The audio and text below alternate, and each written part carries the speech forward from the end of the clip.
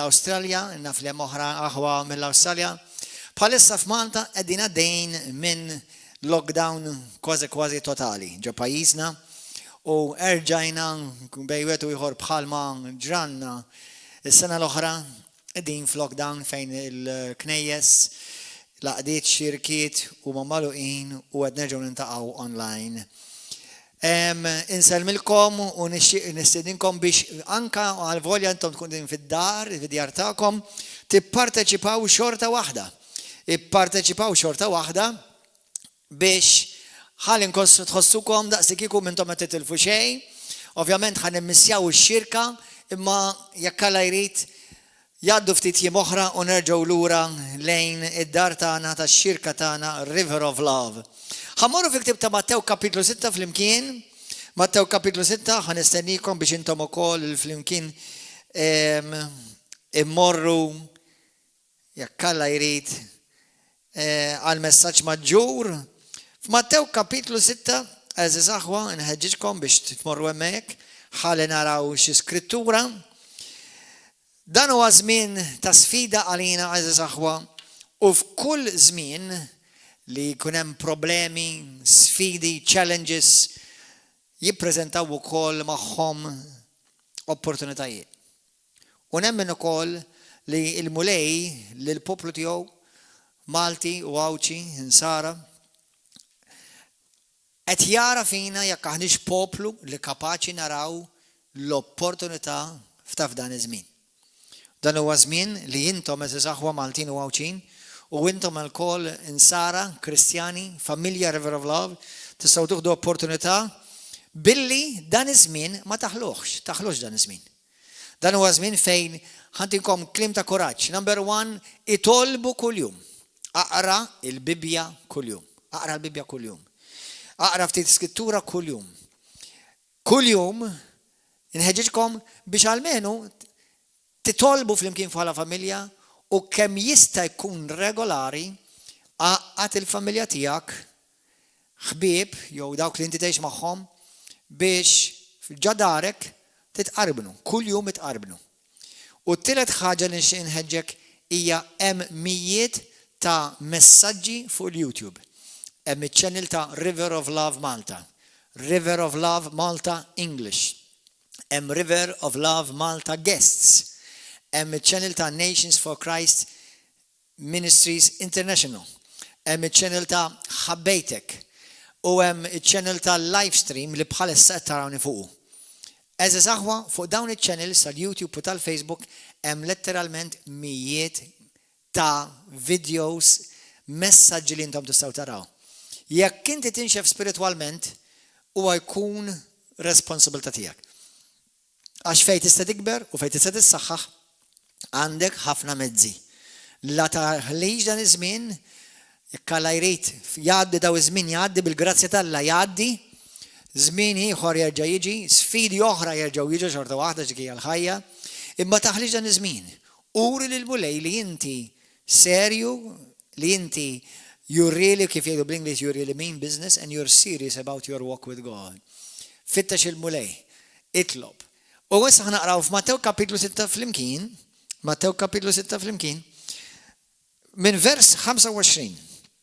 Dan huwa kliem Ġesu Kristu Sidna jgħid dan il-kliem. Għalhekk ngħidilkom tinkwetawx ruħkom għal ħajjitkom. Se tieklu jew se tixorbu. Anqas għal ġisimkom se tilbsu. Jaqgħu il-ħajja mhix aqwa mill-ikel u l-ġisem aqwa mill-ilbies. Ħarsu lejn l-asafar tas-sema. La jiżraw u laqqas jaħsdu laqqas iġġezzsu fl-imħażen. U madankollu missierkom li hu fis-smawiet jitmagħhom. Intom ma tiswewx aktar minnhom? U min minkom li bl-inkwiet kollu tiegħu joqgħod iħabber rasu jinkwieta se jseħħlu jitawwal omru mqar b'jum wieħed biss. U għal il-biss għalfejn tinkwetaw ruħkom. ħarsu lejn il-ġilji tal-eli kif jikbru u la jitħabtu laqqas jinżġu. Madankollu ngħidilkom anqas Salamun fil-glorja kollha tiegħu ma kien jilbes bħal wieħed minnhom. Mela jekk Alla jlibbes hekk imqar ħaxixa. Selvaġġa lillum hawn u għadha tinxteħed fil-forn. Kemm aktar lilkom nies ta' fidi ċkejkna. Għalhekk toqgħodux tinkwetaw ruħkom u tgħidu s'se nieklu u s'se nixorbu. Jew mhux ħajkonna flus biżejjed. Kif ħanħallsu l-kontijiet? X'ħajjiġri mix-xogħol tagħna? X'ħajjiġri mill-iskola? La tinkweta xejn il-mulej. Afda fil-mulej. Ħallija fidej il-mulej. Afdaħ. Għax daw kollha huma l-ħwejjeġ li jfittxuhom il-pagani. Il-pagani fi dawk li m'għandhomx l-Alla. Jista' jkun li intom ma tisaħħwa Kristjani xut minnkom tinkwetaw u tħabbru raskom u tqattaw xarkom u tiġu f'depressjoni u tiġu taħwit u tħossukom dawn u tħossukom ħażin. Meta mhux suppost aħna bħala nies tal-mulej inħossuna hekk. Aħna l-fiduċja tagħna fil-mulej. Aħna maħniex nies ta' bla tama, aħna nies li għandna tama. M'għandix naqta' qalbi. Imma dawk li m'għandhomx l-Alla jinkwetaw fuq dawn l-affarijiet. Mela aħna aħna nies tal-mulej ma nikkwitawx fuq dawn l-affarijiet. Imma missierkom li hu fis-smawiet jaf li dan kollu teħtieġuh. Mela fitxu l-ewwel. Fil-bidu ta' din is-sena għamiltilkom messaġġ issa tmorru tarawh. Poġġi l-ewwel Alla. Mela fitxu l-ewwel is-saltna u l-ġustizzja ta' Alla. U dan kollu jingħatalkom. Dan kollu jingħatalkom. Jekk tfittex l-ewwel lill-Alla u s-saltna tiegħu mhux għall-ġimgħata. Jew għal xi xahar u mbagħad terġa' iddawwar fejn ta' terġa' lura għall-ħajja ta' qabel. Alla jrid jara konsistenza ovvjament, u Alla wara kollox jaf qalbek. Fittex l-ewwel is-saltna u l-ġustizzja ta' Alla. Jiġifieri fittex l-ewwel dak li Alla jogħġbu, xi jrid Alla u kif irida. U mbagħad dan kollu jingħatalek ukoll. Halleluja. Mela toqgħodux tħabbtu raskom għal għada. Għax il-jum ta' da jħabber rasu għalih innifsu. Biżejjed li għal-jum it-taħbit tal-ġurnata. Eżis aħwa permezz ta' din l-iskrittura issa nġibu d-deċma tagħna u l-offerta tagħna lil-mulej. Għax aħna nafu li ovvjament hawnhekk jitilla manka fil-lat naturali Ġesu qed jitkellem dan huwa kliem fuq l-affarijiet naturali. Fuq il-ħwejjeġ, fuq l-ilbies, fuq il-kontijiet. U għalet jgħidlek anka minn dak il-qatt. Poġġi li l-ewwel. U dan kollu affarijiet naturali ġifieri. Ġesu affarijiet naturali tiegħi. Dak kollu li għandek bżonn jagħtihulek. Imma titpoġġeħ l-ewwel. U għalhekk illum jekk inti ovvjament naf li minnhom xi dan hawnhekk preżenti fix-xirka, fil-Knisja, fil-binja, però inti xorta għadek parti mill-Knisja, inti xorta parti mill-familja, inti xorta parti mis-saltna, Alla jaf x'inhu għaddej fid-dinja u Alla jaf ovvjament qalbek ukoll u bħalissa aħna ħanġibu d-deċma tagħna u l-offerta tagħna. Illum inti jekk qed tara dan il-video tista' tibgħat l-offerta tiegħek jew bil-posta, tista' tibgħatha Nations for Christ, River of Love Christian Fellowship, Gondolier, Tarshin Road, Ħalaxa, tista' tibgħatha wkoll bil-posta Nations for Christ, P.O. Box 67 Gżira u iż-zip code huwa GZR 1000, tista' tibgħatu wkoll bir-Revolut. Tista' billi tmur fuq ir-Revolut, jekk inti llum il-ġurnata għandek ir-Revolut, jekk m'għandekx inħeġġek biex inti ġib din l-app jisimha Revolut u tibgħat id-deċma tiegħek l-offerta tiegħek, id-donation tiegħek bir-Revolut fuq in-numru 99239 dak huwa n-numru tal-mobile tal-fellowship. Jew nkella wkoll jekk illum il-ġurnata għandek l-app tal-BOV, il-BOV app tista' tibgħat ukoll fuq dak l-istess numru, fuq il-BOV app tista' tibgħat id-deċma l-offerta u d-donation tiegħek. Il-kontijiet għadhom għaddejjin, id-donations għadhom għaddejjin, il-bżonnijiet għadhom għaddejjin u għalkemm aħna għandna ftit jiem li bħala insara bħala familja ta' River of Love ma nistgħux intaqgħu bħal ħafna oħrajn, però il-knejjes xorta u l-ministeri x-xogħlijiet tal-missjoni u x-xogħlijiet u l-kontijiet tat-televiżjoni dawk jibqgħu għaddejjin. U laqqas li kieku, għax fl-aħħar mill-aħħar jiena u inti id-dover tiegħi huwa li naġob il-Alla u nagħmel dak li Alla jirrekjedi minni. Ejja nġibu flimkien id-deċma l-offerta tagħna, inti stess minn fejn inti fid-dar tiegħek u itlob warajja ħanġibu din id-deċma offerta u d-donazzjoni lil-mulej. Qabba missier inti qed tara madwar id-djar ta' Malta u Għawdex. Ma daw kollha mulej qaddies anke li qed jaraw anke f'pajjiżi oħra. Mulej qaddies fejn jistgħu jibgħatu d-donazzjoni tagħhom mulej. Nitolbok mulej qaddies biex inti tbierek id-donation tagħhom, tbierek dik id-donation finanzjarja tagħhom mulej qaddies fej jistgħu jibatuha mulej u inti tara l-qlub tal-poplu tiegħek. Li anka fi żminijiet fejn mhumiex l-aħjar żminijiet, però nirringrazzjaw ta' dak kollu tal-barkit kollha li inti tajtna. U xorta waħda inti tibqa' l-ewwel mulej, sewwel inti tibqa' is-sit il-mulej fuq kollox, inkluż fuq il-finanzi u l-flejjes kollha li mulej inti jogħġbok tpoġġi f'idejna. Irċievi mulej minn qalbna id-deċma l-ewwel frott u din l-offerta u donazzjoni għabiex il-mura x-xogħol tiegħek u għall-avvanz għas-saltna tiegħek f'isem Ġesu Kristu. Halleluja. Amen. U grazzi mulej li inti tbierek barkiet spiritwali u tbierek ukoll barkiet finanzjarji il-dawk kollha li se jagħtu anke għal dawk li ma jistgħux jagħtu f'dan iż-żmien imma tagħtihom il-grazzi li kollha mhux biss għalihom infushom imma biex jgħinu s-saltna tiegħek.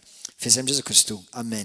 Tistgħu tmorru fuq il-website jekk inti tixtieq iktar informazzjoni, tista' tmur fuq il-website tagħna riveroflovemalta.org u tafas il-buttuna donate u minn hemmhekk inti tista' tagħti wkoll. Għal dawk kollha li intom qegħdin barra Malta, jekk intom tgħixu l-Amerika u Maltin qed tifhmu tal-messaġġ, tistgħu tibagħtu d-donazzjoni tagħkom minn ġewwa l-Amerika stess u tidħlu u anke tirċievu tax exempt u tax deductible receipt.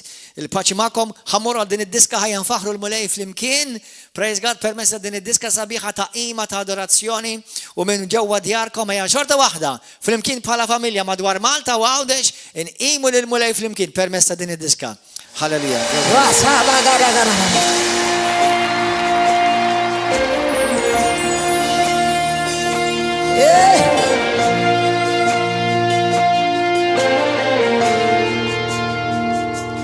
There's an outpouring of abundance, New doors have been opened. The land, it is green. A new grace has been released. The glory of the latter is greater than the former. The blessing is here. It's all here. Lift up your hands, come on. The glory of the latter is greater than the former. The blessing is here. It's all here. All here. There's an overflow. Abundance of favor. It's a new level. It's a new level. There's an overflow. Abundance of blessings. I'll take it over. I'll take it over. Somebody wave your hands. Over your family, over your education, over your finances. Come on. I see the nations come to me to receive answers from my lease. I am shining as a house on a hill. My greatness cannot be hid. Sing it again. I see the nations come to me. The receive answers from my lips. I am shining. House on a hill. My greatness cannot be hidden. Is beyond my wildest dreams. What the Lord is doing, my reality. Say it's my reality. It's beyond my wildest dreams. What the Lord is doing, my reality.